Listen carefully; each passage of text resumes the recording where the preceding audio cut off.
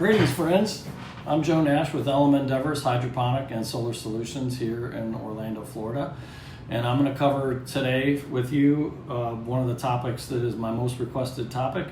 It's my Solar 101 class. So if you went online and you read all the reviews on my appointments with different customers, this is one that's very frequently referenced. Just break it down nice and easy as far as how solar works. So I gotta warn you, my artwork is at about the second, third grade level, but my customers don't seem to mind anyway. So, welcome to class. So, here we are with Solar 101. This is your beautiful home, and you're getting all of your power from the grid. It's coming in through the meter, they're tracking how much you're using, and they're charging you appropriately. So, 100% of your power is coming from the grid. So, when you have solar, and Mr. Sun, Golden Sun comes out and hits your solar panels, it starts producing DC current. What is DC current? Well, it's not the kind of power that you'd be using in your home when you plug something into the outlet. That's AC current. DC current is like batteries. So when sunshine hits these little solar voltaic cells, makes a bunch of DC current, and then you have inverters that will convert that power from DC to AC. So here's the thing though, even though you have solar panels and they're producing power, 100% of your power is still coming from the grid.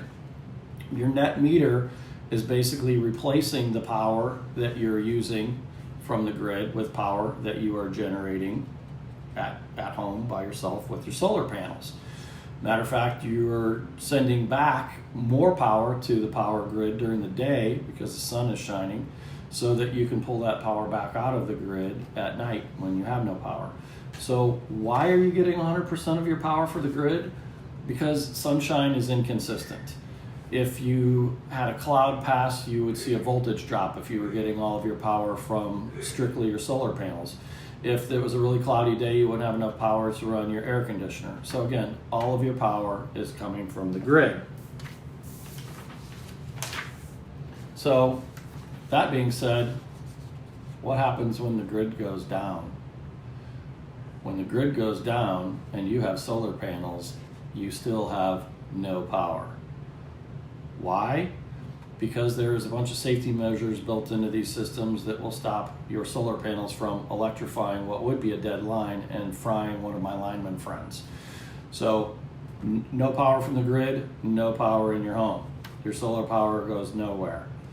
Everybody assumes that, wow, okay, I've got solar panels, I'm generating electricity, I'm gonna have power when the power goes out. You won't.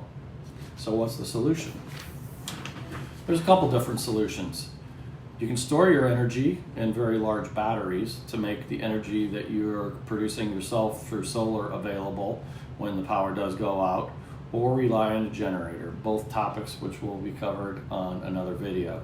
So hope this kind of helps clear up exactly what solar is, what it doesn't do, what it does do. And if you have any questions, you know how to get a hold of me, orlandohydroponics.com. You guys take care, stay safe. Bye-bye.